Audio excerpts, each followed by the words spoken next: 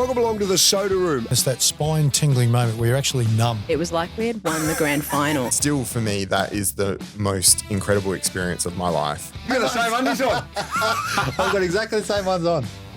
On today's show, Paul Vasileff, founder and creator of world-renowned couture brand Paulo Sebastian. Paul Vasileff, welcome to the Soda Room. Thank you for having me. It is an absolute pleasure to have you, and I'm very, very excited because your story is astounding. It is magnificent, and it's a story of, I think, dreaming, but proving that your dreams can come true, essentially. Thank you.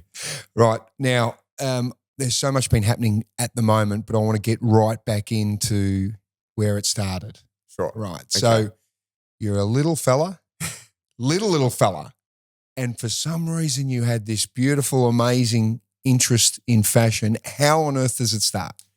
I don't know. Like at age 3, I was just really fascinated by the concept that you could take something flat and create something 3D with it. So I used to take scrap pieces of wrapping paper at birthday parties. I'd collect all the wrapping paper, the ones that I liked. Yes, yes. And my poor friends, I would make them stand there and I would tape up a dress on them. And At what age? 3. And then I'd go into Dad's shed, and because I grew up watching Disney. Yes. So I used to watch scenes like Cinderella where they create the gown and Sleeping Beauty. And I was just, those were my favorite scenes because I grew up around my nonna who would sew. So I was exposed to that as well. And I think seeing that fabric kind of forming, and also I think the concept of Cinderella is something that stayed with me my whole life. It's that idea of, it's not just, it's about a dress, it's about what that represents. And it's that idea of this regular person and something wonderful happening to them and a dream coming true. This sounds like Paul Vasileff, Paulo Sebastian. But and then that's what I get to do every day. So I've made that my day to day, which is fantastic. It's amazing. So at 3 years of age, your family influence, dad's side's Bulgarian and mum's side's Italian. Correct. So the fashion side of it, because obviously European, there's obviously a lot of family, a lot of passion, I imagine a lot of food, all these different things. Look, both of my parents are science background, so not in fashion at all, but both very technically minded, I guess. Mum is very creative in her own way. She loves gardening. She's very good at drawing. Dad is very creative in the sense of engineering things and putting things together and fixing things and always problem solving. So I guess a little bit of all of that kind of together. Both of my grandmothers sewed.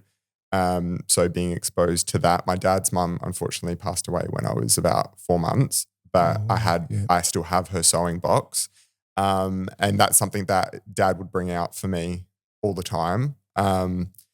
So yeah, I think it's just those little exposures all around. I grew up with my neighbors, are still my best friends growing up, all girls. So I was surrounded by that as well. And I think that's how I got introduced to Disney. Right. So Disney plays a massive part in your life. Yeah. Huge. And we'll get to that in a moment. Just trying to figure out, as a young fella growing up, and we're suburban Seaton? Yep. Right. Which for people that don't know, in Adelaide, we're talking just your knockabout everyday sort of suburb, right? Yeah, especially back then. I mean, now not so much with the markets, but but yeah, just a regular, suburb that is not seen as anything too special. Not where you would expect gowns to grow from that are going to be worn by probably not glamorous women all around the world. So as a young fella and you're working your way through, and you said a lot of your friends were girls and all those sort of things, when you're at school, no sport or anything were you really interested in, or was it mainly art and design type creativity? I played basketball and soccer and, I loved doing that as well.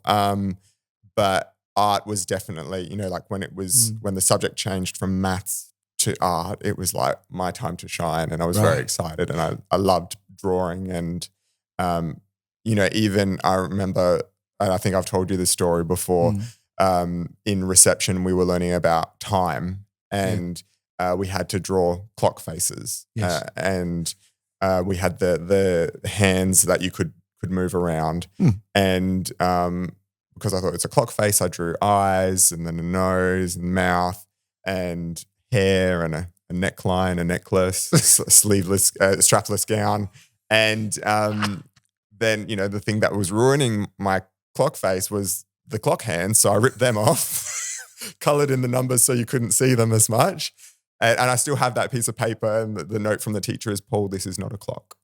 So, Yes, but it is the embryonic stage of something that's going to be. Isn't that amazing? It was just anything that I could do. I remember in reception, the kids would say to me, why don't you draw feet on any of your people? And I'm like, well, they're wearing ball gowns. You can't see their feet. How old are you at this age? Reception? 5. Oh, Yeah. they're wearing ball gowns. Like, this is fantastic. Just that creativity too. And you said you saw things at such a young age in like 3D. Can you explain that? Like, It's what do sort you of mean? like if you've seen Queen's Gambit. Yes. So when I learnt pattern making, that kind of like blew my mind, I think, because it kind of like the pennies just dropped for me. So Right. instead of a chessboard, I see, like when I'm looking at you now and look at your jacket, I kind of Oh dear. no, I can see the seam lines, and I can Right. like it kind of unravels in my head. Really? And so when I look at things, they just tend to the technical side of them Construction comes out. side of all these different things. Yeah. Even at the really young age. Yeah, like I was always fascinated by like, how is that put together and where the seams are and how that works. And Yeah, I remember the movie A Beautiful Mind with John Nash, Russell Crowe, and you see all the numbers in the air. Yeah. Similar it's sort of like that. What a phenomenal Which sounds film. really weird. No, but it doesn't. It shows where creativity comes from. Yeah. And that almost combination and blend of what your mum and your dad did, plus your nonna's dressmaking, sewing, almost like created this perfect storm in a way. Is that how it feels? Yeah, I mean, like if you had asked me at the time when I was younger, I didn't know that fashion was a job. It's something that sewing was something that I loved to do. But if you asked me, I thought I was going to be a painter or an artist or something. You were going to work for Disney at some point. And I wanted to work for Disney. Yeah, I wanted to be an animator for Disney because I used to watch Disney films. Mum and dad had this remote where you could press pause and you could rotate and it would go take it frame by frame. Yeah. And I just loved watching the stop motion of how like each drawing. So I would watch these films. I'd spend like the whole day doing it because I would just watch frame by frame by frame by frame. So you're essentially, like you're saying, what you could say, you're deconstructing the cartoon, because obviously there are millions and millions of drawings all put. Yeah. You would. Well, 25 drawings a second. I can tell you that. Wow. And you could just break it down to look at how it all moved. Yeah. And was it just the characters moving, or was it actually the clothing and the dresses? Everything, because I was obsessed with the movement, but particularly the way that they drew fabrics, because Disney does such a good job of capturing that realism. And and it just remind me again, how old are you when this Rain was doing this? Oh, like 4 or 5. Wow, I don't think I could count at that point. And you're deconstructing. I used to get Mum used to tell me off. She's like, "You're going to ruin the video, by doing that." This is amazing. So going through school with these ideas, and as you said, you were using newspaper and wrapping paper to make dresses on your friends and taping them up. Were you going through school doing your maths, your English, and navigating that, still going well at it, or had your whole mind gone into this sort of creative arts sphere? I think definitely in the Mum and Dad have kept everything, and reading my early report cards, there's like many notes saying Paul has a concerning obsession with Disney and a world of make-believe. Pretty accurate. Yeah. And thankfully Mum and Dad are very supportive people and kind of let me just be me, which they did for both of my younger brothers as well. But yeah, I was very conscious. I was made very aware of it. So I made a very conscious effort to try and apply myself to those other subjects. Yep. Because I wanted to just fit in, and I wanted to because maths especially and English I found really, really hard because I'm not a person that loves reading. I love stories, but that's not how I absorb, I guess, the content.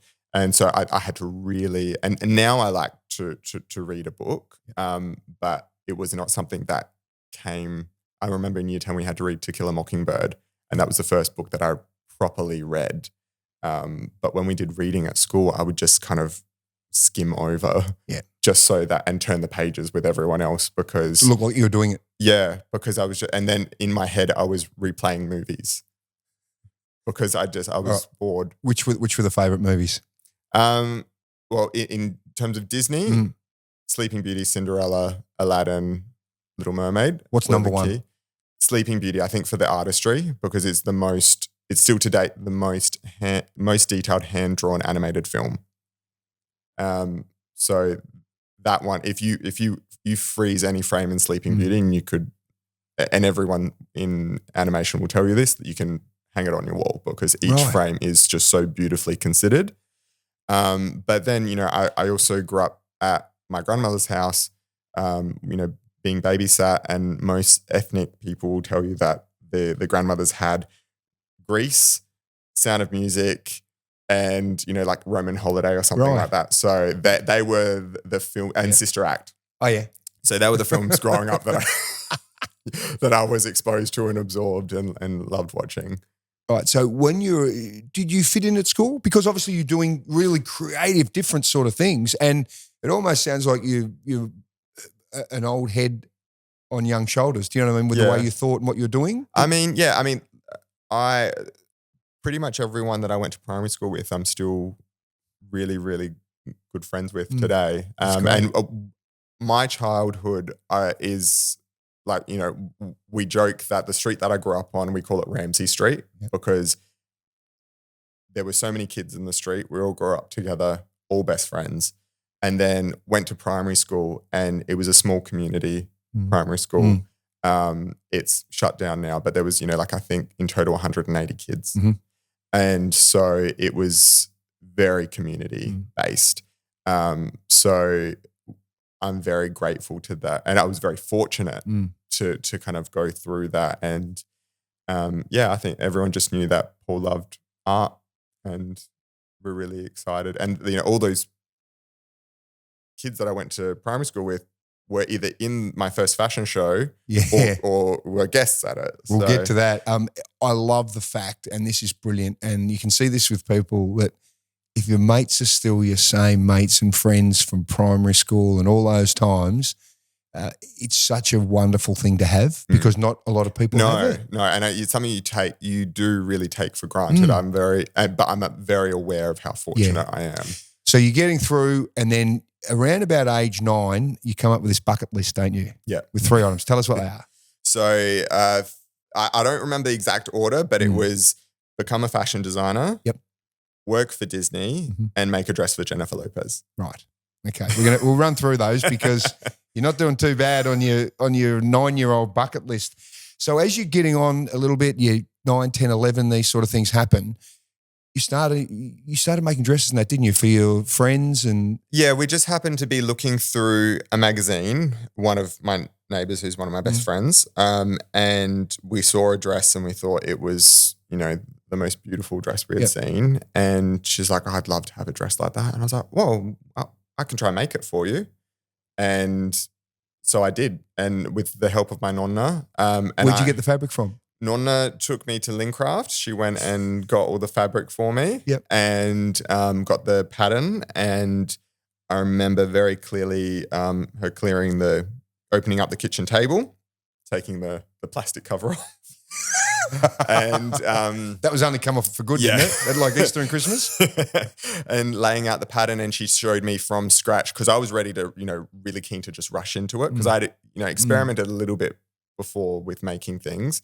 But she was like, no, I'm going to show you the proper way. So it was thread marking the pattern, doing all these extra steps that at that time I was like, I don't understand why we're doing this, but I understand now. And it's something that we carry on with today at Paulo Sebastian. Use the same techniques. Yeah, because Wow. it's the like the old school traditional method of doing it. So she made her clothes growing up. She made all of She'd our learn. clothes. She made her clothes, my mum's and aunties and uncles' clothes. That was just what you did back then.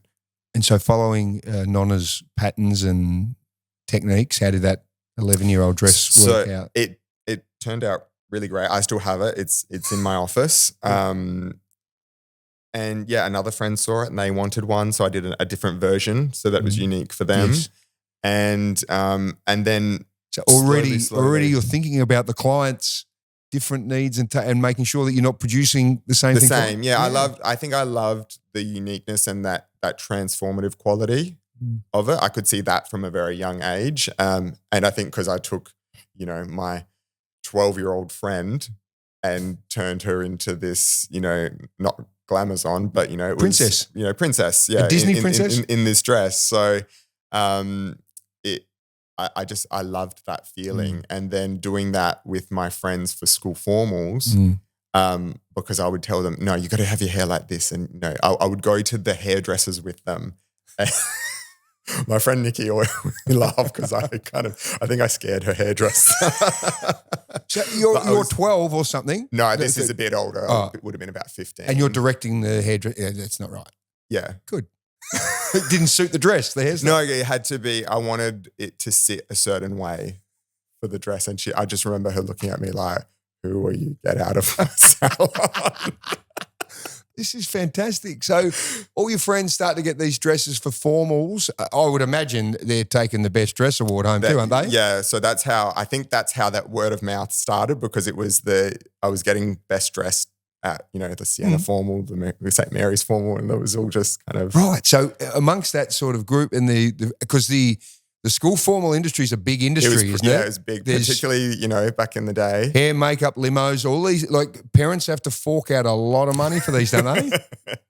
Yeah, and especially, like back then, and like I wasn't charging anyone to do anything. It was just something. Did they pay for their fabric? Yeah, so I went, their mum and I, and whoever it was that I was making the dress for, would go to Glimburn Fabrics at the time, which is unfortunately no longer around, but we used to go there.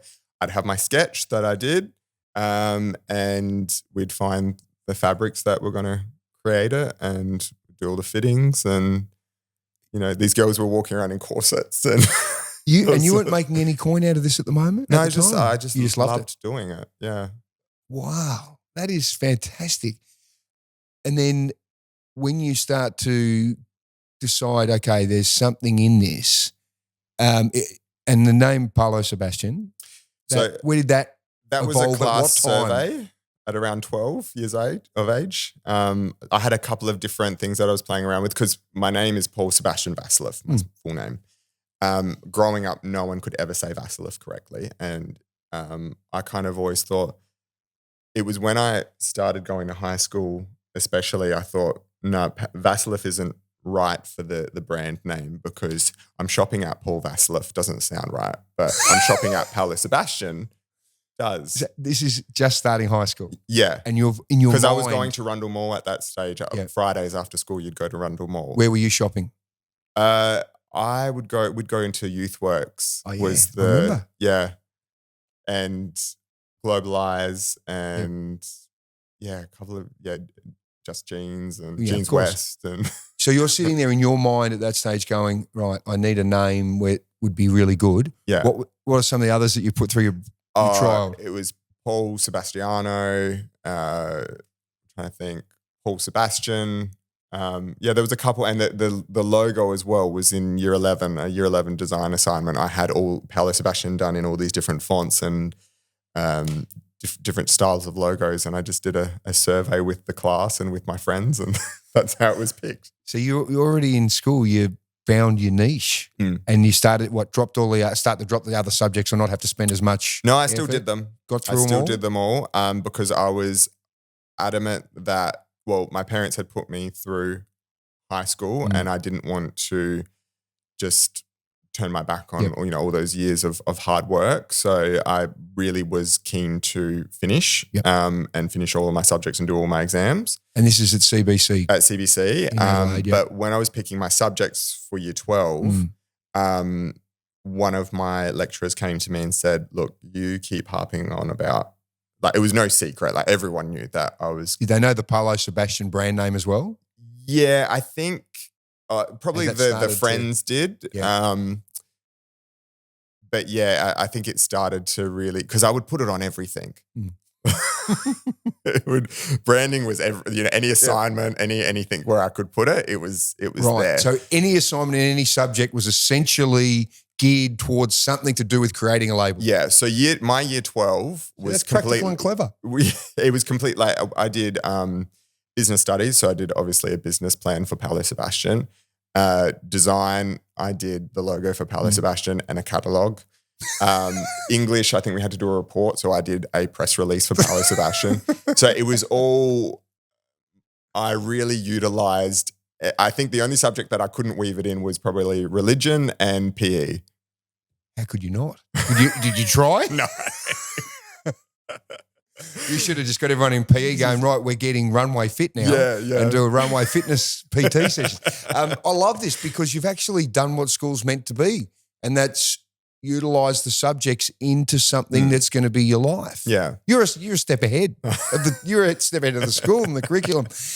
So you, all through this time, Mum and Dad keep encouraging, do they? Yeah, well, I think they recognised where they could help me and couldn't help me. So in the areas that they couldn't, they put me into art classes and then pattern making classes. So I had amazing mentors around me. So for art class, I met a lady named Stephanie Blanchard, incredible woman, and I would go there for art classes. And then Jenny Torelli, who was my pattern making sewing mentor. And I was just, when I met these two women, I was just completely blown away by like this other, like, withdrawing. It was like I knew what I knew, but then going to art classes and trying different mediums and different techniques and things, and it was like mind blown. And then pattern making, I had done, a little bit myself, but I didn't really know what pattern making was. And learning the proper Italian method, which we still use. From your nonna? And from Jenny, like this particular method that she had learned. Yeah. I was like, I can do anything now. So that's when I started developing the brand and the collection from there. And it kicked off in a year 12 assignment. In year 12 assignment. You launched your label in a school assignment? Yeah, so it was mid-year, and I remember promising Mum and Dad that, because I'd taken over the house completely, and the front, we had the two front rooms, which, the good lounge room that you don't go into with the nice couch room that you don't sit on. Yep. That became my atelier. Oh, right. So I would have people come in for fittings, and I'd tell my family, like, don't you dare make a sound. So my poor brothers and my parents are sitting, trying to keep quiet, and I would see clients and do fittings in the front room for the first 4 years. This year 12 assignment, you essentially, what was it? You launched your brand, you have a fashion parade. Yeah, I knew nothing about the fashion industry. Absolutely nothing. Mum had taken me to see a David Jones fashion show, and I was like obsessed with the idea of these clothes, the way the clothes moved on the runway and the models and everything. So I wanted to raise money for charity. So we did it for Canteen, which is a charity that I still love supporting. And I thought, because we were charging $15 a ticket, that I needed to put on a real show for these people. So a runway show now that we do, or any runway show, goes for about anywhere between 12 to 20 minutes, max 20 minutes. I thought, because they were paying to come and see this show, that I had to put on a full-on production. So it was an hour runway. And so I did 64 pieces for this show. And how long did it take to create all those? It was I worked from towards the end of 2006 to, it was July 2007 when I launched. Yep. And it was it was such a community spirit and effort behind it. So Dad, with some of the neighbors, designed and built the set, and with the help of my brothers. Mum and her friends and then the neighbors were around the kitchen table doing buttons and hems. My friends that I had made formal dresses over the years all came in and modelled for me. Oh, you called the I called in the favours. Yeah. That's why I didn't charge for the dresses. Good thinking. Wow. Yeah, I think some of them still have trauma from that. We did, I taught them how to walk. Not that I knew how to walk, but this is You'd seen enough. You've got to do it like this. Yeah, and, right. Move the dress like that. Yeah. You essentially became a Bridget Mitchell from Finesse Well, Modelling. Bridget was my VIP that night at the show. Really? Bridget and Chris Kontos. Yeah. Right. The two of the VIPs. Right. So you were running every part of the whole concept. Yeah. So this is a year 12 assignment. Mhm. And where'd you do it in the city? It was at Tropiano's, which is the Bulgarian Hall Okay. in Fulham. Yeah. Oh, there's a nice link to family Yeah. then too with Dad's side. So how many people turn up? So I remember going into the hall and feeling very sick because I thought I've made a huge mistake. I'm going to be a laughing stock. We'll be lucky to have 100 people turn up to this. Like, who wants to come to this really? We had 660 people show up. We had a line down the block. People couldn't even fit in the room. Wow. And yeah, it was just, I remember still for me, that is the most incredible experience of my life. So much like joy and love around it, so much support. And it was like everyone that was involved wanted it for me as much as I did. And, I wouldn't have been able to, I'm one person. It really took a village to do that. So up all night for months? Every night, up till 3 a.m. pretty much every night, and then had to go to school the next morning. I would do all of my homework in lunch and recess break, and was falling asleep in class and, doing whatever I needed to do to get the work done. It's just a remarkable story to launch it like that. It is phenomenal. You said that obviously you're really nervous that people aren't going to come. I mean, $15, geez, you got your money's worth. You get 64 outfits and an hour of catwalk stuff. How nervous did you get? How did you feel in the build up to it? Like sick, really. Like I thought that I'm going to be a laughing stock and I've ruined my career, like before it's even begun, because if something goes wrong, if it's, if people don't like it, because one, if something goes wrong with the event, but two, what if people don't like what I've made?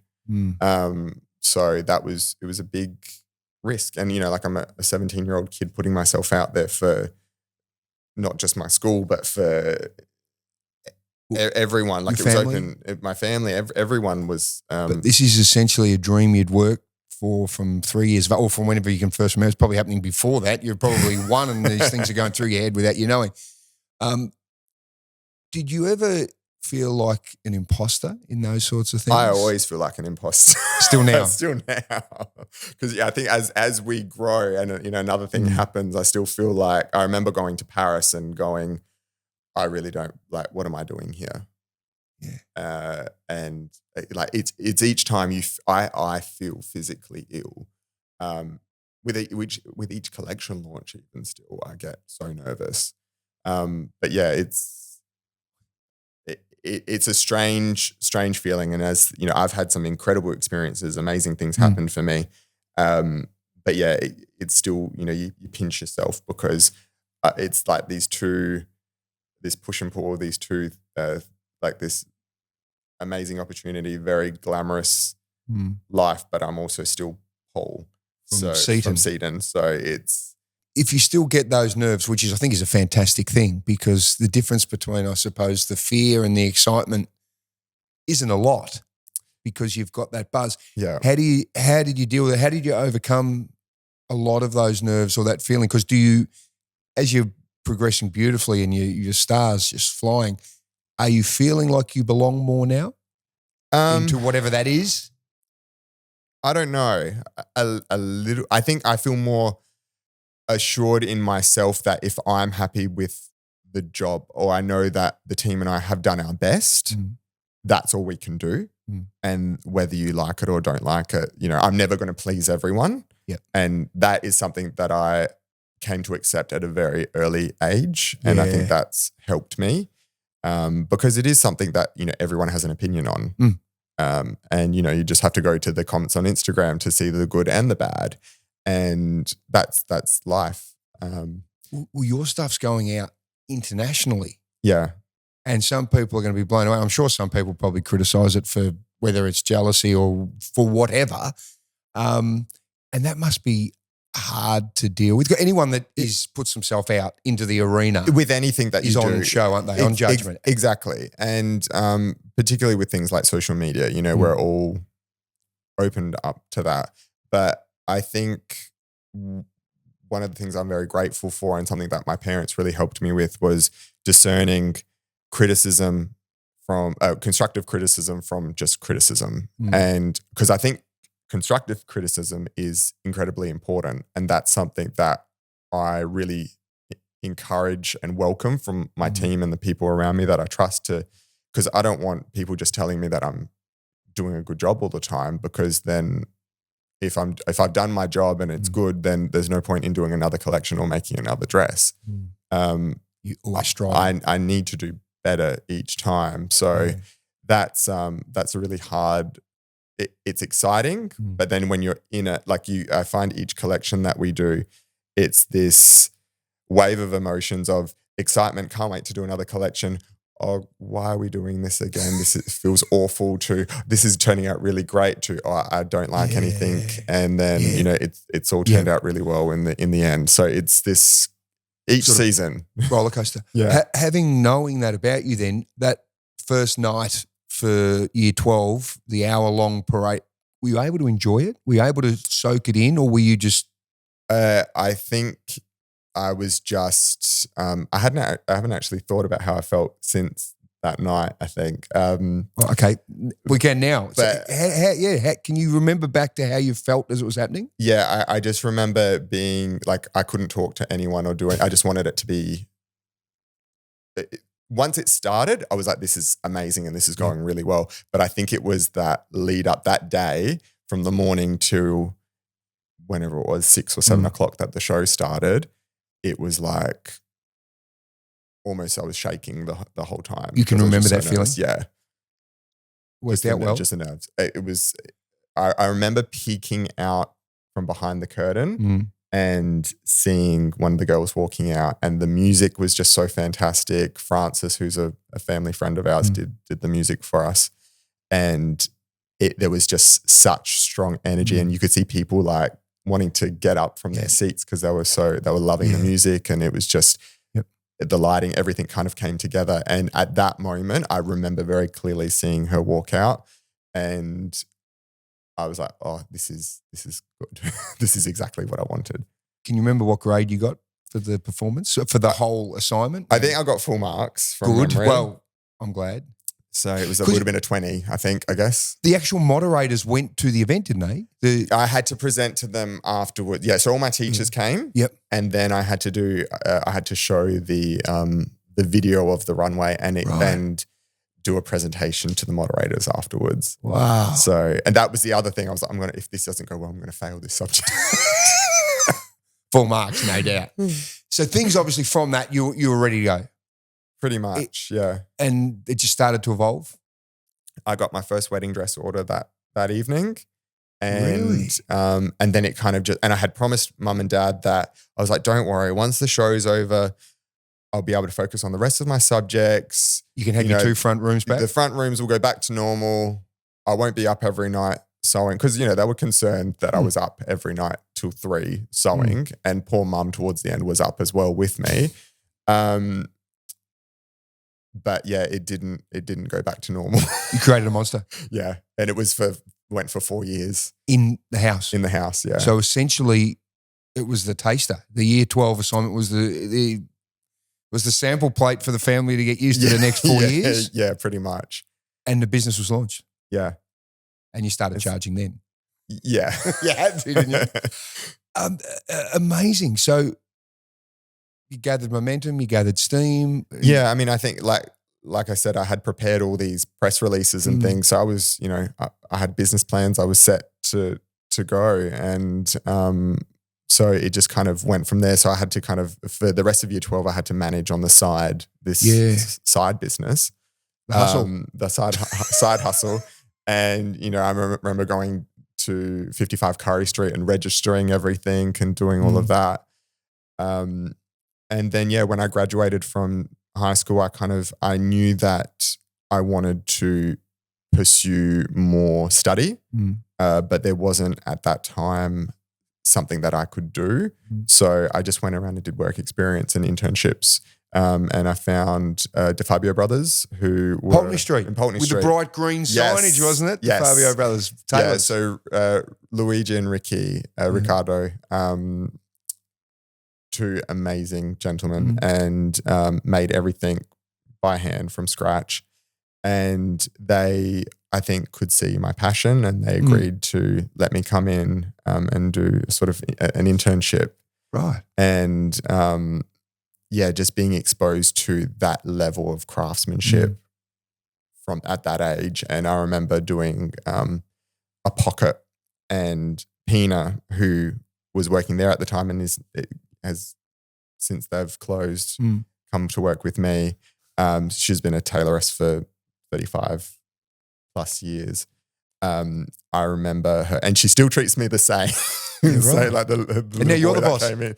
Yeah, but we've got such a great relationship. I did this pocket, and I was so proud of it. And one stitch was out, and she made me undo the entire thing, and redo it. And it's funny now when we have the juniors come in and they're getting trained by Pina. It's exactly, I see their face drop when they have to redo something, and I'm like, we all have to do it. It's, that's how you learn to do discipline. That discipline. Yeah. Is obviously what you build all your foundations from. Yeah. Whether it was your nonna or it was a Jenny you said that taught you and Pina as well. Then you went to Milan and were able to study? Yeah, so one of my Italian teachers, Signora Cofora, she came to me with this application that was run by the Italian consulate, and it was for one student of Italian heritage to apply to go and study in Milan at the European Institute of Design through the Landera Scholarship. And I remember being like completely disinterested by it, because I thought, I'm not going to apply because I'm not going to get picked. What shot do I have? And mum and dad were on my back about it. They were like, just put it in.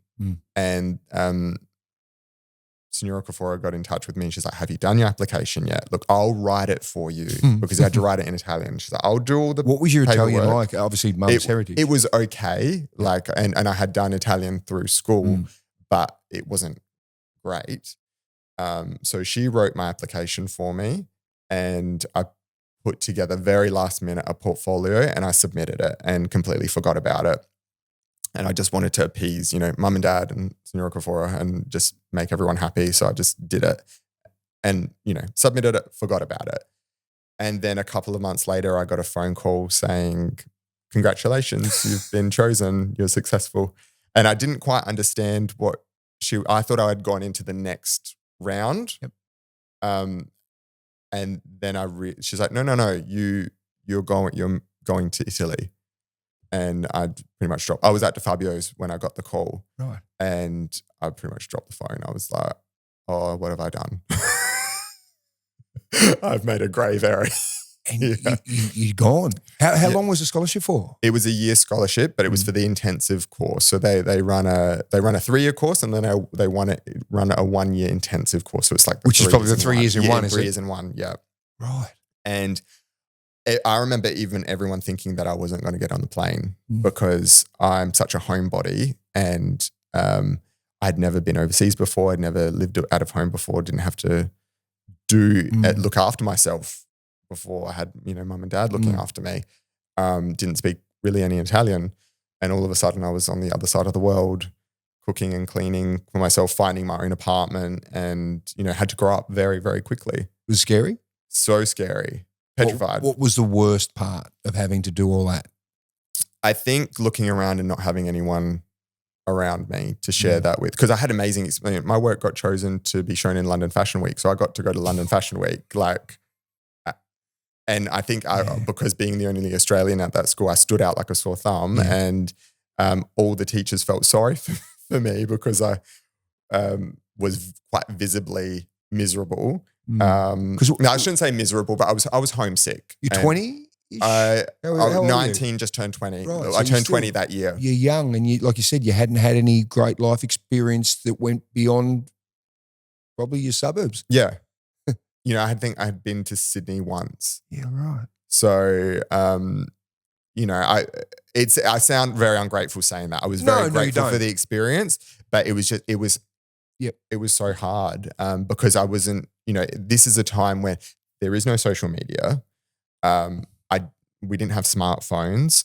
I couldn't afford to call a landline. So I had Skype on my laptop, and I would buy credits to call landlines. I couldn't call a mobile. Yeah. I would have to arrange Skype calls with my family, and they would have breakfast, and they'd put me on the breakfast table, and I would have my dinner because of the time difference. And I just remember myself and my friends were all like almost grieving that friendship to get together, because I did everything with my friends and with my family. So was it a really hard year? It was an incredibly hard year. The obviously the good way outweighed the bad. I really just threw myself into my study, which was probably the best thing because I really applied myself, because I had nothing else to do. I wasn't going out on the weekends or, and I think once I started having my friends coming to visit me, I think the first 3 months were really, really tough. Yep. But from that point, I remember around March is when, after that, every month I had a visitor from home. And that was great. And then Mum came to see me. I didn't come back in that year because I knew if I came back, I wouldn't leave. So, it was just that isolation, I think, that I really felt. And it was kind of cutthroat as well while I was there. So I remember my work went missing. I was selected. I was the only one in the 1 year course that got selected for this special project, and we had all of our work hanging together, and mine, like 2 days before, just vanished. But I didn't get upset. I really applied myself, and I said, that's okay, I can remake it. And I remade it better than the original one. And clear sabotage. There was no explanation, no nothing. Can't disappear, can it? Well, it was in a locked office. So I don't know. But there were stories of that sort of thing happening all the time. Not just with our college, but with, someone from, I remember Central St. Martin's, they found their entire collection in a dumpster. Wow. Before the runway. So, it's... You're getting yourself involved in a very, very catty industry here, aren't you? Well, I think, and that's something that Mum and Dad were really worried for me for. But fortunately, that was the only, in my career, that's the only thing that I've experienced like that. Yeah. But, it was really hard. But I think because I showed resilience, the teachers then put me forward for other things. So it kind of worked in my favor. And I really threw myself into my work that year. What did you learn about yourself in that year? I think that I could do it, and that it's not that bad. And look, if you gave me the opportunity to live overseas now, I would jump at it. It would be, I still want to live here, but if you a small stint overseas, fantastic. But I think at that time, it was just kind of a bit hard to swallow, which sounds crazy. Well, no, not when really. You say it now. Like what you said, though, because you'd never had any of that experience, it was something so foreign, literally so foreign, that you have to completely fast track your life to adulthood. Yeah. So I grew up, I think, very quickly in that time, and I had to think, I was doing things like, because, I had to do all this visa work when I got there, and all this application. And at one point a form got filled out wrong, because in the application they had put me down as Austrian, not Australian. So then I thought, oh my God, I'm going to be sent back home. Well, so you could have been deported to Vienna. That would have been worse. Maybe.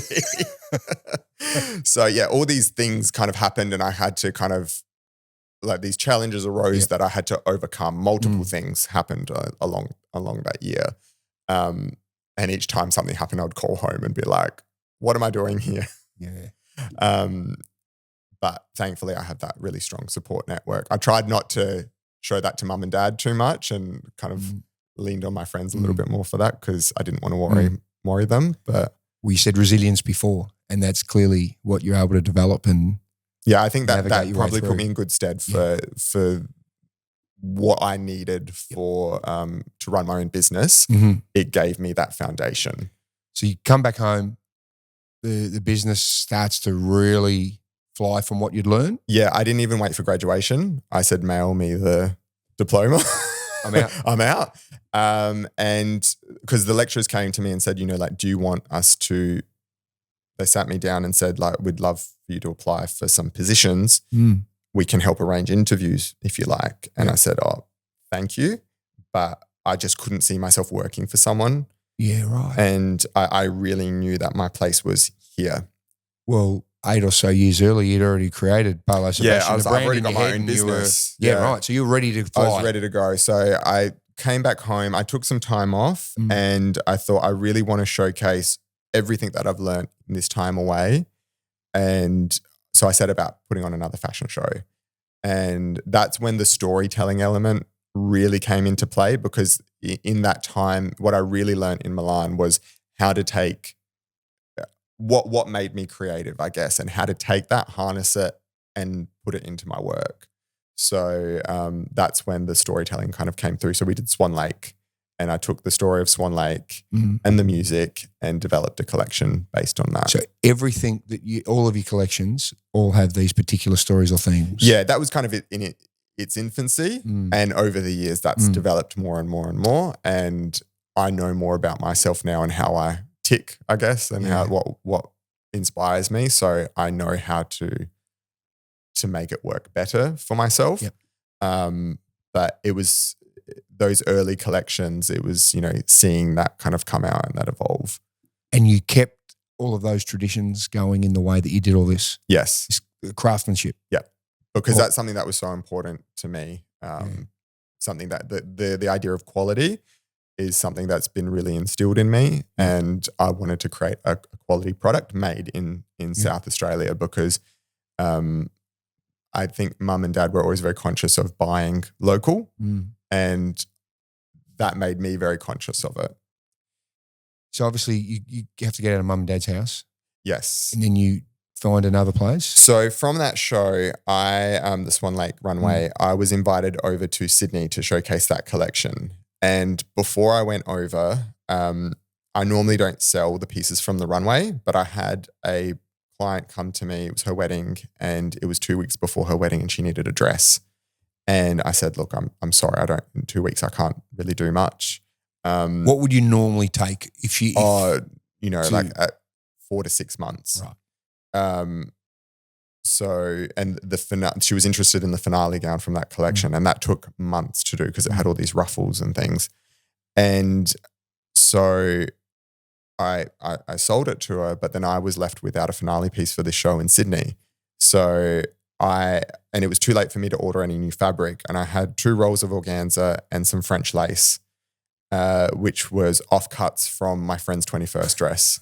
And so I used the fabrics that I had and created this new dress. And I remember saying to my mum and my friend, like, do you think this is okay? In record time, essentially? Yeah, pretty much. You're back to...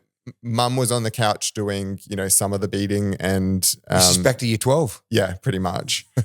And, we, over that 2-week period, made this dress, and I was like, I think I'm pretty happy with it. And I had designed it specifically to look good on the runway, to walk and to open up as the model walked out.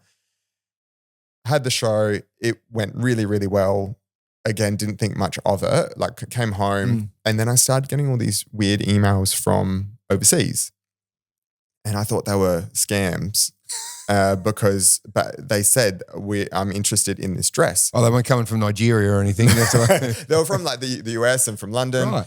And I thought, how have they even heard of This me? is the finale dress. They had seen, so Pinterest had just come out and Instagram. I didn't have them. So I didn't know what was going on. But the photo of the finale gown had gone viral on Pinterest and it was getting tens of thousands of likes and reshares, and then ended up becoming one of the most pinned wedding dresses for that year. And it's something that people still send to me today. Thank God for that woman wanting to buy the dress. Yeah. And So it's just funny how this whole creation came. Yeah. And that really got So things that's moving. when I kind of went, okay, this is happening. This is real. Wow. And because the orders just like they were started to flood in, and I had to develop a way to work with an international client that I couldn't see in person. And because I had used Skype for that whole year in Italy, I was like, well, I can meet you on Skype if you like. There you go. Something else from... And I was really hesitant. I said to her, look, I really don't think that I can make this dress for you because you're not here. I'm in Adelaide. You're in LA. And she's like, please, I need to have this dress. And so I said, okay, like we tried it. I basically did my normal process, but we just did it via Skype. And we sent over the dress. It fit perfectly. She loved it. She sent photos of the wedding. She was so happy. And so I thought, this formula might actually work. And I was like, if I'm to do this, I can't do it alone. So that's when I had to start hiring staff. And I was like, I can't do it out of mum and dad's lounge room anymore. I need to get a space. So I actually went to Ricky and Luigi and I said, can I hire the Fabio boys? Yep. Can I get a small corner of the showroom and the workroom? And very quickly outgrew that. Yes. And then moved to our studio in Torrensville. And I remember that most of those rooms were empty for the first year. Yeah, right. There was a room I didn't even go into. And then very quickly as I started hiring people, we were literally busting at the seams. And obviously flooding in still, you're getting It was just growing very, very quickly. You get yourself on social media by then? Yes. Yeah. I thought I better get this thing called Pinterest and Instagram. And then when we outgrew that space is when we moved to Gruger Street. When you're at Torrensville, to get through the days, you used to go get your coffees and all those sorts of things? Yeah. Where'd you go? Yeah. Kalimnos Pastries was our go-to. Still one of the best go-tos. What was your favourite go-to dessert there? Because I know you're a sweet tooth, aren't you? Yeah. The cream cassiefi is my favourite. Right. Does it look like this? Are you for real? Does it look like that? I've not told you that before. No, you haven't. Where's that from? Kalimnos Pastries. Is that from George? From Georgie boy. That is the creme cassiefi from Kalimnos that you probably haven't had for a little while because you moved out of How did you feed that into... That's the best. Is that a surprise? That is a huge surprise. Thank you. Can we share that? Yeah, absolutely. Absolutely. It is. That is the best. That is the best surprise. Oh, I'm glad because I'm glad I said the cassiefi and not the like. I love everything from there is amazing. The baklava, the everything. Yes. But yeah, that's well, George knows that is your favourite dish. Yes. It is beautiful because I ate one yesterday and I had a couple of pieces of they're cheesecake. incredible. He's a lovely guy. He is amazing. I've been on his cooking show actually. Yes, it's all Greek to me. But yeah, so obviously you were there in Torrensville. Yeah. And then you've moved to Goodger Street. To Goodger Street, yeah. So and that's where you are now. That's where we are now. And that was probably the biggest shift for us because that's when the team grew from very quickly after that. It was from, 0 to 10 in Torrensville or 8 in Torrensville. And then when we got to Goodger Street, it went from 8 to 15 in that time. I can only imagine all the way through this and as things are progressing in those years and things are getting bigger and then you're starting to see your dresses all over the world. And I imagine as a little boy you probably watched the Oscars and all these different events and I can imagine you're probably pausing them and freeze framing watching these ladies walk down the red carpet like you with Disney. As that started to all happen and these people are wearing these dresses, did you sort of stop and go, I'm achieving all these ideas and these dreams, Or was it just such a big whirlwind that you're just going 100 miles an hour? Yeah, it was 100 miles an hour, and I didn't honestly get a chance to stop and reflect. And it's probably only in recent years that, and when I do things like today, and get to share my story, that I really think how fortunate and how grateful I am that because if you gave me the final dream tomorrow, I don't think it would mean as much, because I think for me, the journey and the way that I'm getting, because I'm nowhere near even halfway. I think it's scary to think about what's to come, because you're only 35 years of age. Yeah. Do you know what I mean? And that's the bit I think is phenomenal, because imagine the next 20, 30 years. Do you know what I mean? Like, we see all these Gucci dudes and all these other blokes that are seeing all around the world, all these famous people, Versace and all of that. You're mixing in that world now. I don't know about that, but yeah. but you are. Yeah, I mean, like, when we, and I think that's where the imposter syndrome comes in. Where like when we were in Paris, we were showing, our showroom was between, people were coming from Chanel, stopping by us, and then going to Dior. Because you're right in the middle of them. We were in the middle.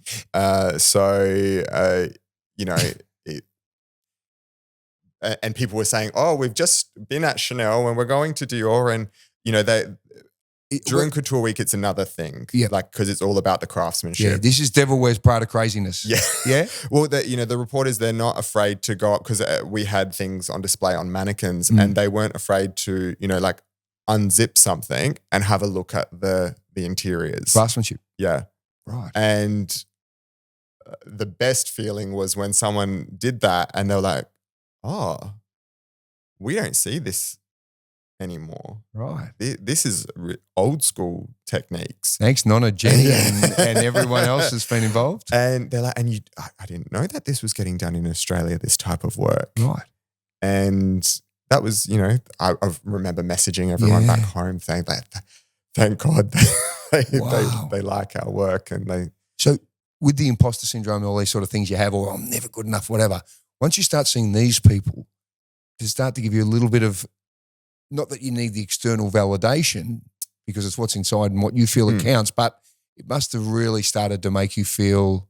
I think it made us, myself and the team, made us really realize that all that hard work, all that pushing was for something, or is for something, and all that effort was well placed. Yep. And it just, kind of shows us that, we're on the right path. We're doing the right thing. And good things are happening because we're doing things in the right way. So how many times have you showed in Paris now? 6, I think. Right. How did you feel like the first day when things were about to be? I could only imagine there's times 1,000. 2016, kind of thought, I don't know what we were doing there, honestly. I was, because that was in my, I remember speaking with Robin Ingenson and Chris Kontos, who had just done Adelaide Fashion Festival, and we had done a big show for that for Snow Maiden, and they had come to see me afterwards just to see how I was going. And I was like, I was visibly exhausted, and said, my goal is Paris. I just need to get there. Maybe in 10 years, we'll do a show there. That's my goal. And because they were asking me about my plans and trajectory and things, I said, probably in around 10 years, I think Paris will happen. And about a month later, I got a call from them saying, there's a trade mission going to Paris in July and falls during Couture Week, and we think you should go and show your collection. So that 10-year plan was May of, that year, kind of had to get everything fast-tracked. And how much time did you have to get everything done? 3-4 months. And how many items on show? We showed, it was a 10 or 12 piece collection. Right. So it was. Actually, sorry, I can't say items. I have to say pieces. It's a little more respectful. So again, we're almost back to the year 12 philosophy. Let's go quick. Let's get this done. I remember sitting down with the team and saying to them, look, this opportunity has come up. I need you guys on board. Yep. If we're going to do it. If you're not on board, we can't do it. Are you on board? And they were all like, yeah, let's do it. And the work that we produced was just, I I think when you're doing it at the time, again, you're not sure if it's good. I look back at those pieces and I'm like, that was a good collection. And I'm Great. really proud of that collection. I'm so glad you can think and say that. Do you know what I mean? That's really important, isn't it? Yeah. Because- It's always in hindsight. It's always upon reflection. At the time, you think, I remember some fabric. We had that statewide power outage. Yeah, I remember. And that was the day that this big supplier from Italy had come to visit me and I was ordering fabrics for Paris and I had no lights. So what I thought I was ordering or the colors that I thought I was ordering was what came, but that's not what I thought they were. Because you couldn't see Because I couldn't really properly see the what were you using, correct- torches or Yeah, I had something, or your phone lights and things. Because it was in the afternoon, it was really dark and, it was... I went outside, but it still didn't help. And I was like, I think, this is a nice shade of pink. It came and it was purple. And No way. and I was like, this is a disaster. What am I going to do? It doesn't match what I've done. That ended up being one of my favorite pieces in the collection. So it always. So all these times of perhaps concerns, issues, adversity have turned great for you. Yeah. One of the girls, Flore, she was like, it's okay. We'll change the lining. Let's put nude underneath it. And we did. And it just changed. Right. When I say disasters, it's not, like. Well, no, it is because it's not what you planned. It's not on. what we had planned. And there was a lot of pressure and stress, I guess. But I suppose that flexibility, the ability to pivot is terrific because every time you've described something like that, it's finished better. Yeah. And I think, everything happens for a reason. Yeah. And you kind of guide it in that way. So obviously things are going well. When was the first time you saw something of yours in the massive big time? We're talking about these Oscars and all these sorts of things. When can you remember the moment when you went, oh dear, we're here? Probably the Oscars. And who was it? Running around. Juliana Rancic was our first Oscars placement. I remember running around the house. So excited. At 6 a.m. I'm not a morning person, but I woke up at 6 a.m., no alarm, and was checking Instagram and there was Juliana Rancic. Did you know she was going to wear that? I knew that we had a dress sent there. I knew we had dresses sent to her, but I saw a video of her that they had posted on YouTube, a room full, it would have been 100 dresses in that room. So and you just don't know. Didn't, and then she picked our dress. So that was unbelievable. Did you enjoy that moment? Very much. Very much. I was on a high for, I think, a month. And did that then lead to obviously to more, and then it just kind of snowballed from there. Right. Yeah. It's amazing. Now, Disney, all through this, obviously Disney's still through your life, isn't it? Yes. As probably your biggest inspiration in terms of those sorts of things? Absolutely. I think during those early years of Paulo Sebastian, I didn't, Disney is something that I only started really talking about since we did the Disney collection because I thought, I was always told when I was really young, push the Disney down a little bit. Let's not be too fanatical. So it was something that I loved, but it wasn't something that I kind of was outwardly talking about all the time, unless it was with my friends. And I never said that, I was inspired by Disney or anything like that. So publicly that was not known. No, It was just that was just something that I, because I thought, what are people going to think? Because there was this perception that Disney was for kids. But then people of my generation were wanting to relive their childhood and started talking about Disney more. And I was like, oh, okay, so it's okay. So I was given permission almost to do it. And so then, and I was, talking about storytelling and everything so much that when we were coming up to our 10-year anniversary, I really wanted to do something that was really special to me. And I didn't care about what anyone else thought. I wanted to do something for 5-year-old Paul, I guess. And so I thought, well, it's Disney. It has to be Disney. And years before that, when we were moving to Guja Street, I was really reflecting on my career and how lucky I had been. This is so at Torrensville. At Torrensville, packing up my office. Yep. Chanel. What did you have playing? Well, Chanel from my team as well is a big Sleeping Beauty fan. So we had I always had Disney soundtracks playing on background when I was working, but we had Sleeping Beauty playing at that particular moment, and Once Upon a Dream came on. And I was just reflecting and thought, this movie, this film, this sequence really, for me, has done so much. And I probably am part of the reason where I am today is because of that inspiration that, every time I see it, I get my hair stand on end. It does something to me like that. It just inspires me every time. I've seen that movie thousands of times, I think. Word perfect on it all, you would be? Come on. Yep. Even in Italian, actually. Hey, brilliant.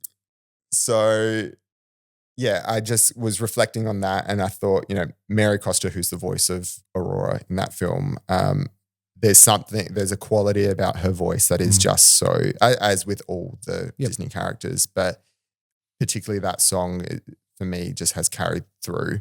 Once Upon a Dream, the song in particular.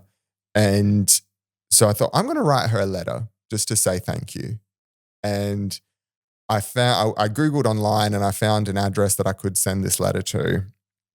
And I thought, because we had just done Sleeping Garden, which was very loosely inspired by Sleeping Beauty, but without me saying that it was inspired by Sleeping Beauty. You don't have the license. Yeah. You can't, can you? You've got to just, yep.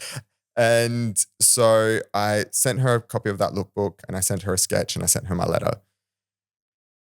And again, one of those situations where I sent it off, didn't think much of it. But being proactive and doing what you felt was the right thing to do. Yeah. And I just, wanted to thank her.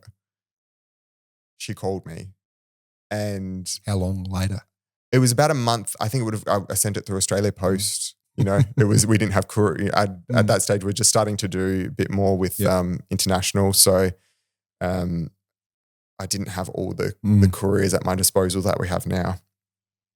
And so I got to about a month later. I was actually waiting for a call from a US stylist. So when I saw an international number come up, I thought I was expecting the stylist on the other end. And she said, "Hello, this is Mary Costa calling." And I was like, oh my God. How old is she? Because obviously we recorded a long time ago, wasn't it? She's now 95. Yeah, right. I think at the time she would have been in her late 80s. Yeah. But as you would imagine, a Disney princess throughout. Just her demeanor, everything, the way that she spoke.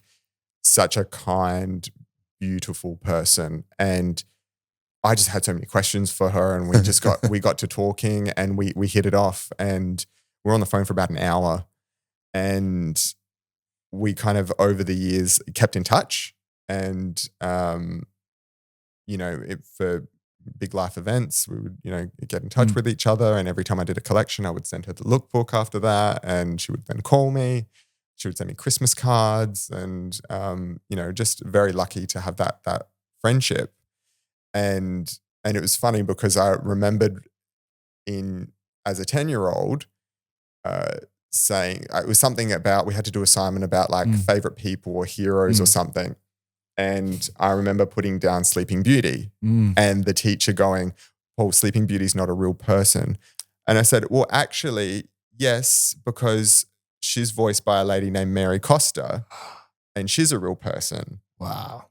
And so she's one of my heroes.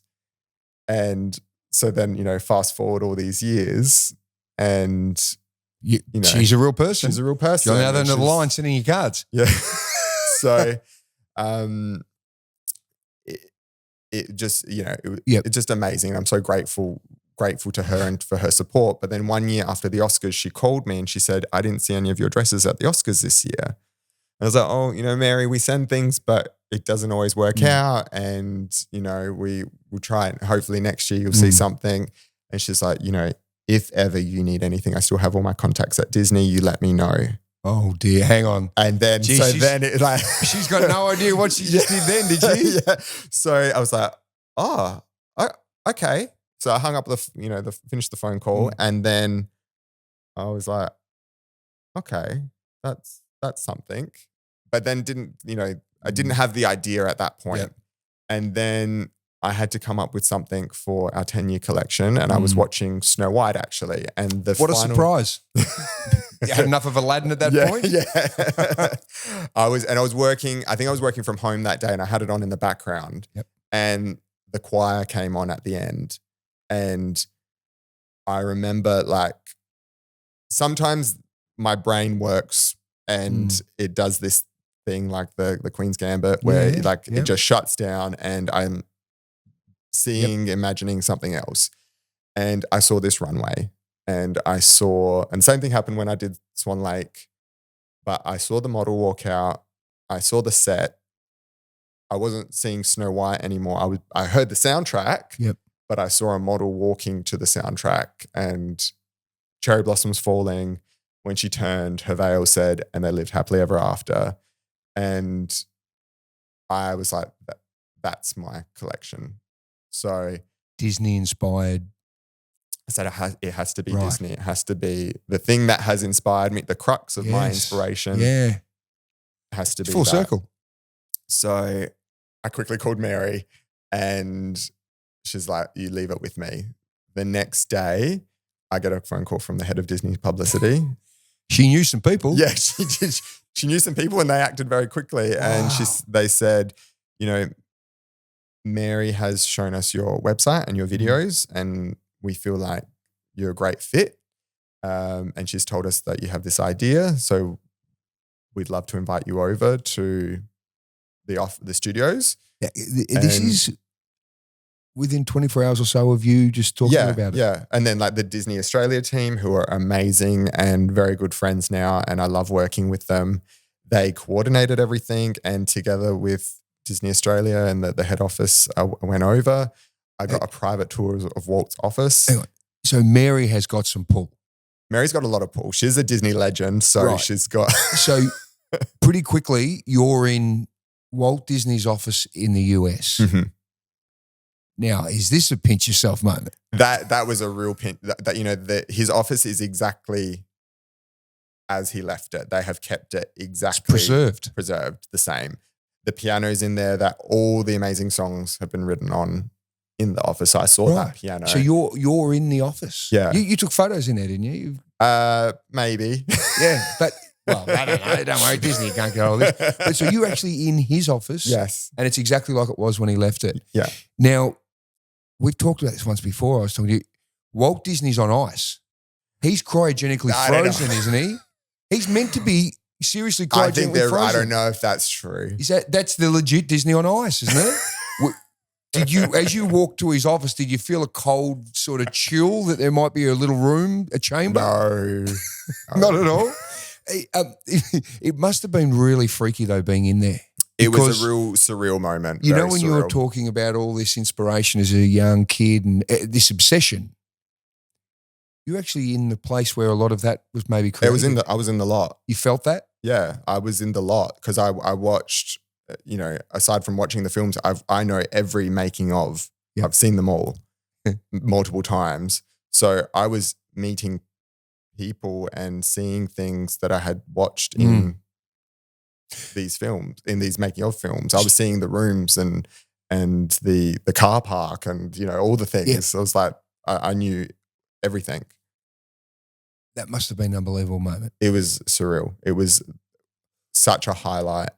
And who took you on a tour around the place? David, who was one of the animators he worked on The Little Mermaid.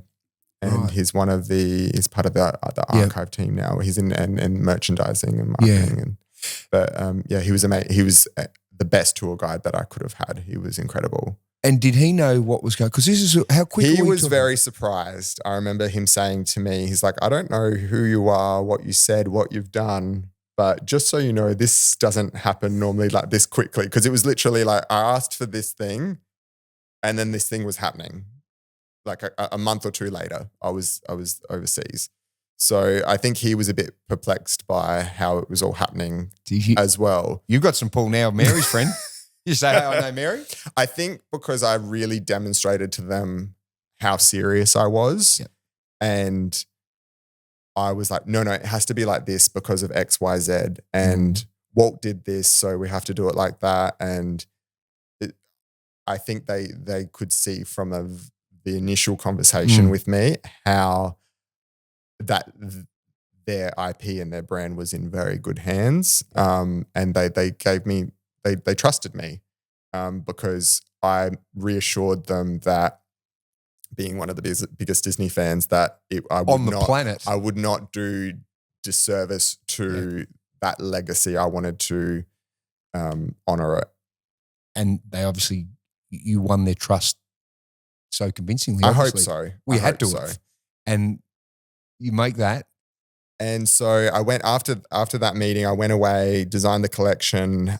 They gave me licensing to utilize their lyrics in the embroidery. So I actually designed embroideries based upon the lyrics and actually embroidered them onto the gowns. Fascinating. And the whole collection told a story, and it followed like the classic Disney narrative. And I had all the different characters in there, all the different emotions, different moments in time. So it was like, Cinderella's ball gown came out, and then afterwards, my take on that. And then afterwards was the Stroke of Midnight gown, which was, when you looked at it, was just a fully beaded gown. But if you laid it out, it's actually a clock face.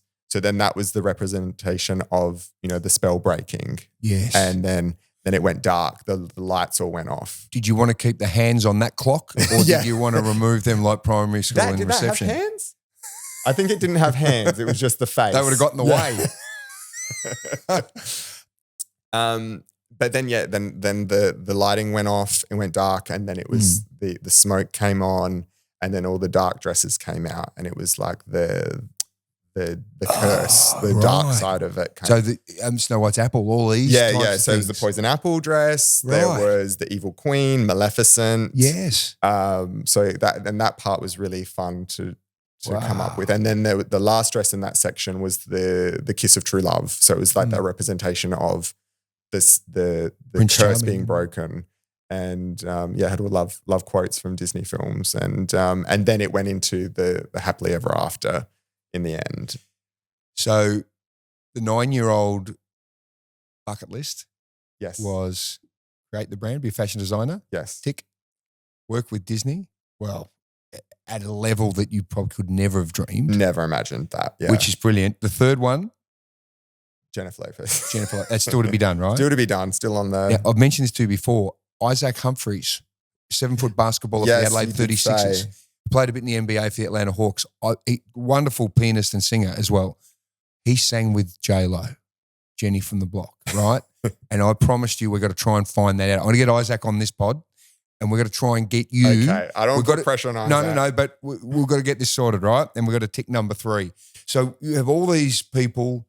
I recently saw a great story that you did, I think on your social media now that you're right up with it, with Delta Goodrum and her dress. And it had, I was seeing some of the amazing embroidery and that you put in there and how you created that, which is fascinating. Thank you. Yeah. So I've worked with Delta for a number of years now. I think about close to 10 years. And when she came to me for her wedding gown, I felt very honored, but I knew I had to do something really special for her, and particularly because she's in gowns all the time. So we really worked together, and what we did was she got married in Malta. So we took some of the frescoes from the church that she was getting married in, St. Paul's, and took like the cherubs and the sconces and things and translated those into the embroideries on her gown. So kind of she fit within the setting, I guess. I'd always had a very clear vision of what I wanted for my wedding dress, yes. I also knew that there's a master in this domain of the style of dress that I wanted. I literally was like, I'm calling Paul straight away. I'm certainly not one to comment about fashion, but I can tell you I was looking at that and some of your other dresses, like the intricacies and the amazing embroidery, and it's art. Thank you. Do you know what I mean? Like people are actually wearing art. They're not dresses. They're creations. I think that's what I love about couture, and particularly with the embroideries and things. You can really paint with fabric, with thread. So yeah, it's a lot of fun to do. So to make one of these really intricate beaded embroidered dresses, what's the sort of time frame? Look, it can be anywhere from around 4 to 6 months. Wow. Sometimes longer. Yep. Depending on the level of work that's involved. And everything you make is essentially made on consignment, isn't it? Like you can't go and buy a Paulo Sebastian off the rack. Just everything's made for the person. Correct. Like maybe one day. There's something that we definitely love to do is ready to wear, and we've started that with our scarf line and our shoes as a sort of like a foray into the world of ready to wear. But the main focus has been, and will continue to always be, is couture, because I love that aspect of working with a client. Because I think in anything that we create for anyone, even if they love exactly that dress from that runway, I still want to make changes for them, for their shape, so, and for their coloring. So there's no two items the same? No. Ever? No. Not really. So so with couture, it's done per region. So there's only one couture design. is a standard, isn't it? A specification, like a Michelin star or so. Sort of, yeah. So like you can view the fashion industry as sort of like a pyramid. At the very top, you have haute couture, which is my big dream, is to get that title.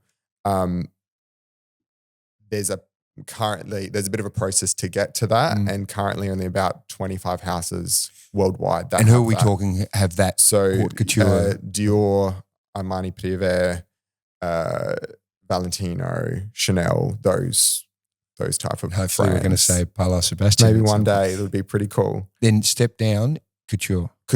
So everything that is, still made to the same standard, handmade for a client to, by hand with luxury fabrics and in a particular process. So a number of fittings that is involved and to get those acknowledgements of what level or what standard you're at, it's like old school.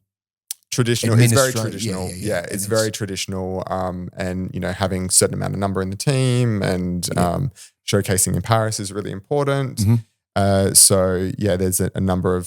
So that's your next. That's the goal. So if we go, we've seen what 9-year-old Paul Vasileff's bucket list was. 35-year-old.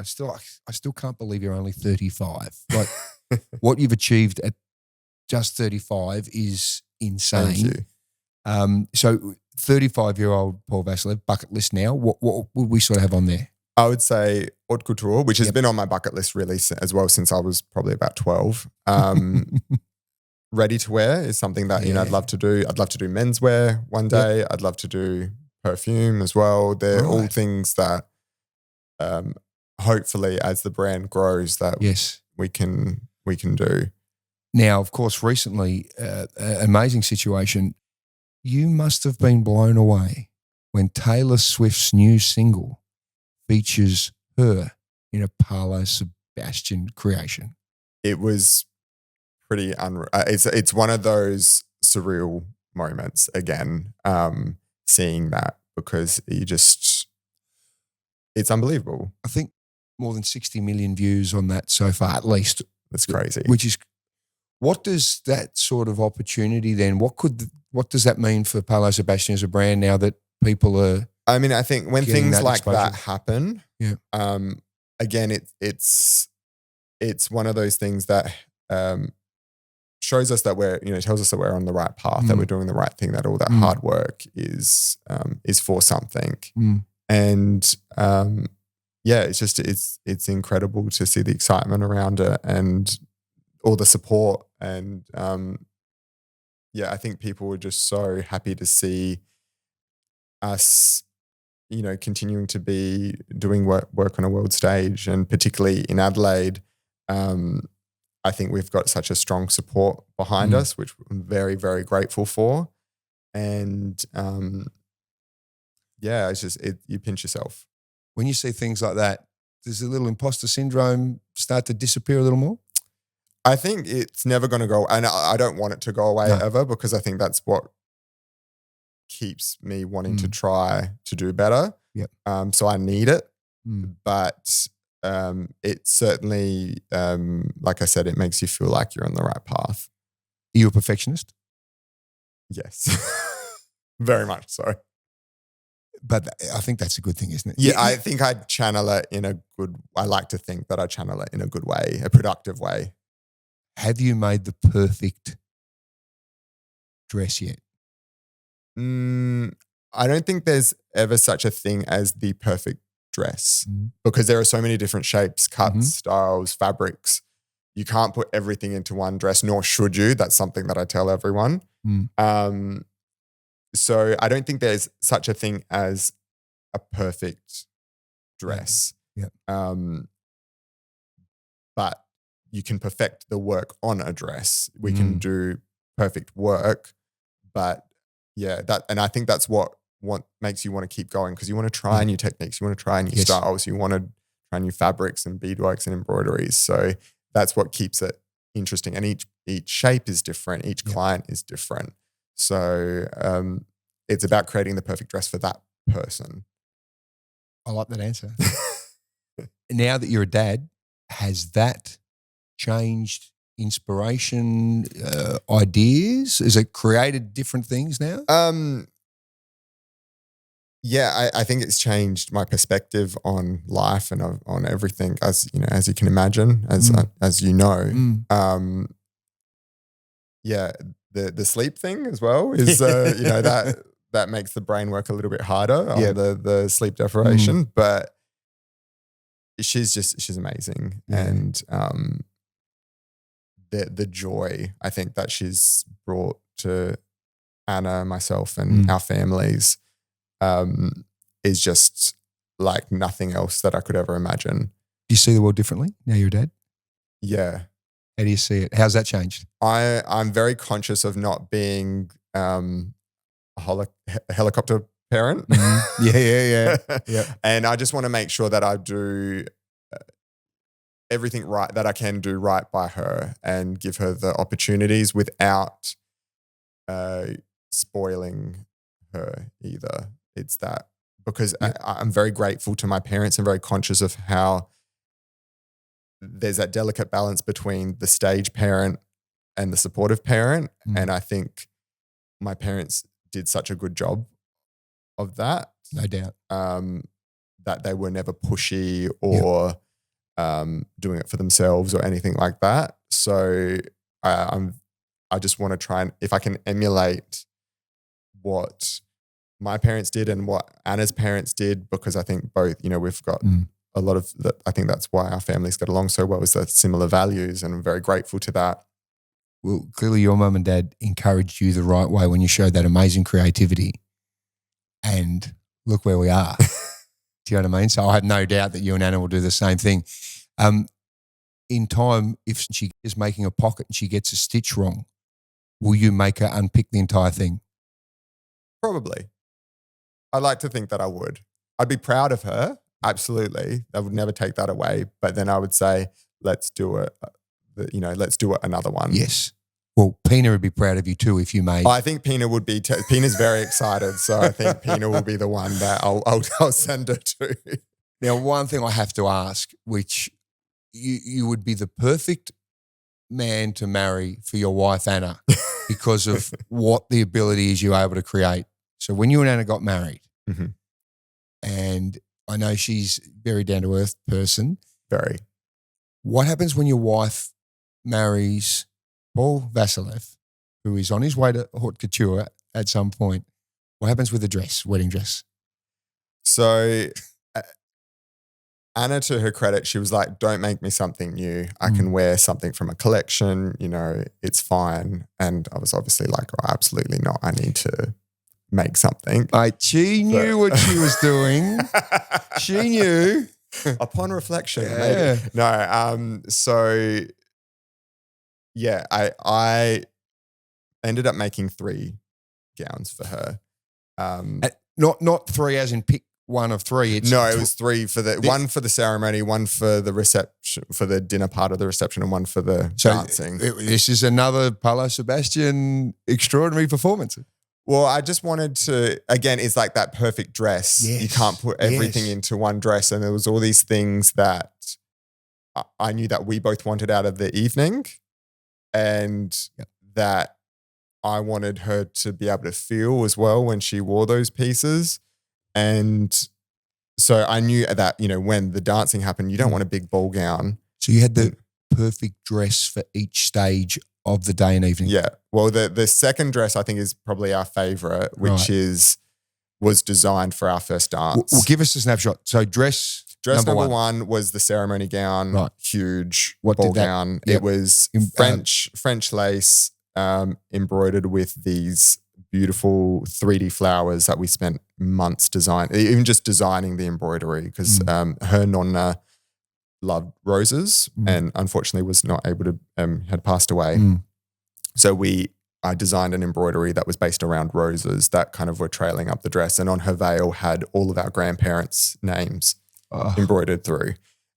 So I love doing, where you can thread in some sentimentality. I love to do that. And we even had her dog Benji was on the inside of the dress, not on the outside of the dress, but on the inside lining. Wow.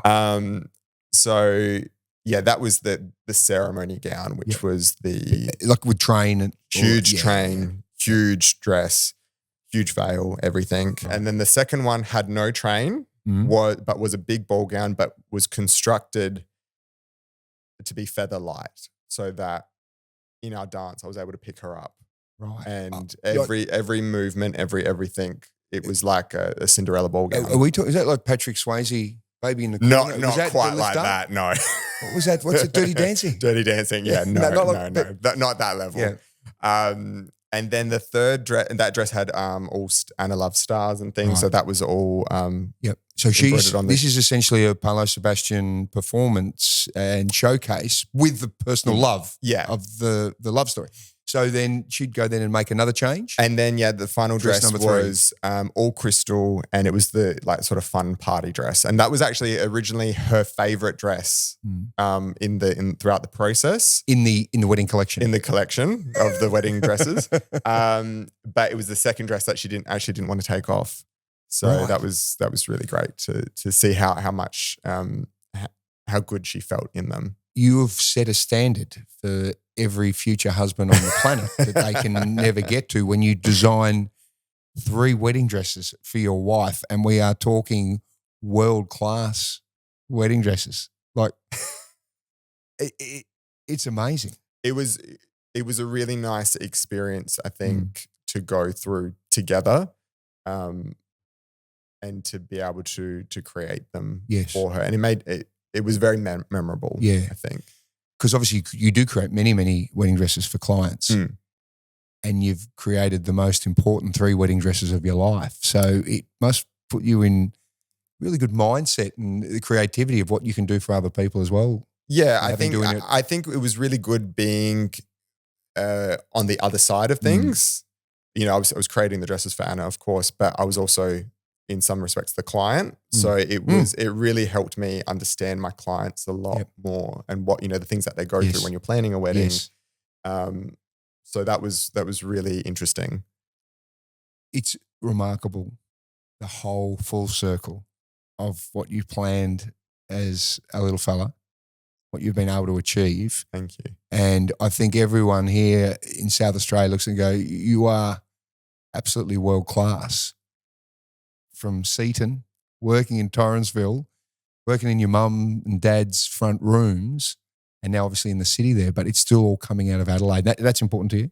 Really important, and something that I'm really, really proud of, that we've been able to keep everything here, so that any dress that you see ever it's all handmade in Adelaide. Now, you mentioned also too that a lot of the stuff you can do via the Skype that you learnt talking to your family in Milan with people around the world, but obviously you'll do a lot of stuff for people in Adelaide and South Australia. So they get the chance to really meet you.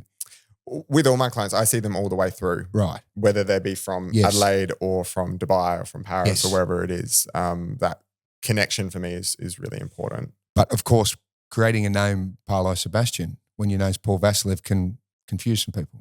Yeah, it can. I did have, it's happened a couple of times actually, where I've had clients say to me, or call up the office and say, look, Paul's lovely. We've met with him a few times now, but we're really hoping at some point to meet with Paulo. And it's the best when that happens. It's so funny. Then the next time they come back in? Yeah, it's sort of like, they do fess up to me and they're like, we're really sorry. We actually, just so you know, we called and we didn't know that you were Paulo. It would be like someone going to watch Pink perform and they got Alicia Moore and they go, well, we came to see Pink. Yeah. And you got the real Pink, Alicia Moore.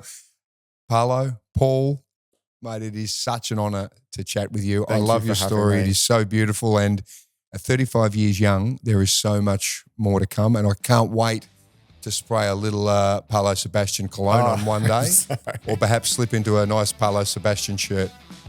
Thank you so much for having me. And Mate. thank you for the katifi. I'm glad we got the dessert right and that you had no idea. That's epic. Good on you, mate. Thank you so much. Thank you. Well, thanks so much for listening. And if you love what you've heard, you can subscribe to the Soda Room podcast. You can write a review if you like and share the show with your friends. And just before we go, a big, big thank you to the team at Wayville Hyundai. The new Santa Fe is ready to go. Make sure you go and give it a look.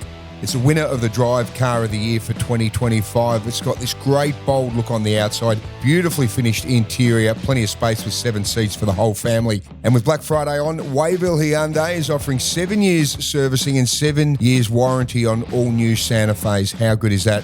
So go and visit the team at Wayville Hyundai. It's opposite the showgrounds in Adelaide, driven by Australian Motors. T's and C's apply.